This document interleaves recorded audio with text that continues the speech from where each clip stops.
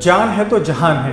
आज का सबसे बड़ा सवाल यही है, क्या हमारे नेता इस हकीकत से अनजान हैं?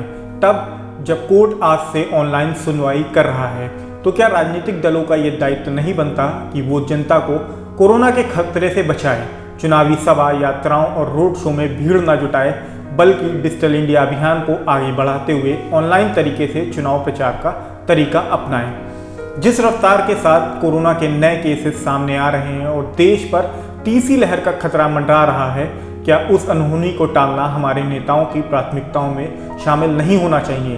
तब जब इलाहाबाद हाईकोर्ट खुद ये कह चुका है कि यूपी पंचायत और बंगाल के विधानसभा चुनाव से संक्रमण में तेजी आई थी और सबसे बड़ी संख्या में लोग मारे गए थे, समय रहते चुनावी जनसभाओं में भीड़ उमड़ने से नहीं रोकी गई तो दूसरी लहर से ज़्यादा भयावह स्थिति हो जाएगी। आपको भी याद होगा ना कि किस तरीके से लोग तड़प तड़प के मर रहे थे। अस्पतालों में ना तो बिस्तर थे और ना ही ऑक्सीजन।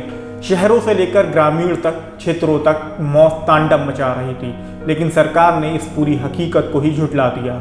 अब जैसे हर आने वाले खतरे की फिक्र को धुएं में उड़ाते हुए चुनाव जीतने के लिए जी जान से लगी हुई है। नमस्कार, मेरा नाम है अभिनव रस्तोगी और आप देख रहे हैं द लीडर हिंदी। देश में क्या है कोरोना के हालात? भारत में अभी तक कोरोना वायरस के नए वेरिएंट ओमिक्रॉन के 1700 मामले सामने आ चुके हैं, जिनमें से 669 लोग संक्रमण मुक्त भी हो चुके हैं। केंद्रीय स्वास्थ्य मंत्रालय ने सोमवार को बताया कि महाराष्ट्र में सबसे ज्यादा 510 मामले सामने आए हैं, दिल्ली में 351, केरल में 156, गुजरात में 136 और राजस्थान में 120 मामले सामने आए हैं। वहीं भारत में एक दिन में कोविड-19 के 33,750 नए मामले सामने आए हैं।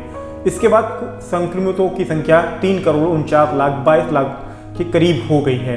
वहीं कोरोना से मौत में मृतकों की संख्या बढ़कर 4,81,000 हो गई है। कोरोना के भर्ती मरीजों की संख्या भी करीब 1,75,000 हो गई है। किस राज्य में लगाई गई क्या पाबंदियां?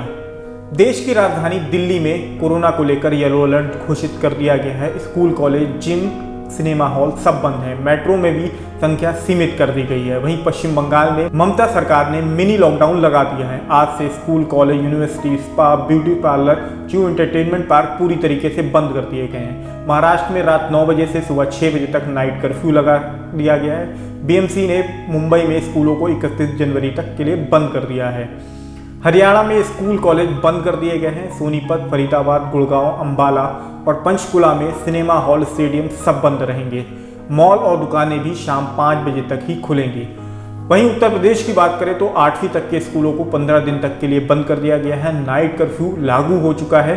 मध्य प्रदेश में भी जो है रात 11 बजे से सुबह 5 बजे तक नाइट कर्फ्यू लागू कर दिया गया है।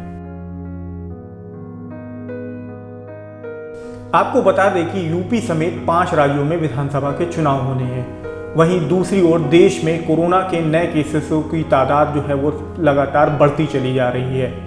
इसको देखते हुए उत्तर प्रदेश के हाईकोर्ट ने पीएम नरेंद्र मोदी और चुनाव आयुक्त से यह अपील करी थी कि वह चुनाव को जो है वो 2 महीने के लिए टाल दें, क्योंकि देश में तीसरी लहर आने की संभावना देखी जा रही है और ये संभावना जो है जिस तरीके से केसेस बढ़ रहे हैं उनको उससे बल भी मिल रहा है।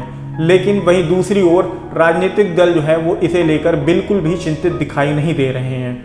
यदि हम यूपी की बात करें तो पिछले दिनों यहाँ पर चुनाव आयुक्त ने जो है एक बैठक करी थी। इसमें उन्होंने बिल्कुल साफ कह दिया है कि सभी राजनीतिक दलों की ओर से चुनाव स्थगित करने से मना कर दिया है। उनका कहना है कि सभी राजनीतिक दल जो है वो चुनाव अपने तय समय पर कराने के लिए ही अपील कर रहे हैं।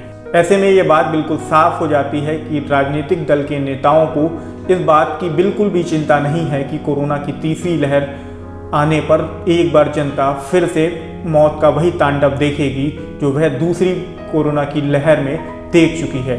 लेकिन ऐसे में बड़ा सवाल यही है कि जान है तो जहान है, क्या हमारे नेता इससे अनजान हैं?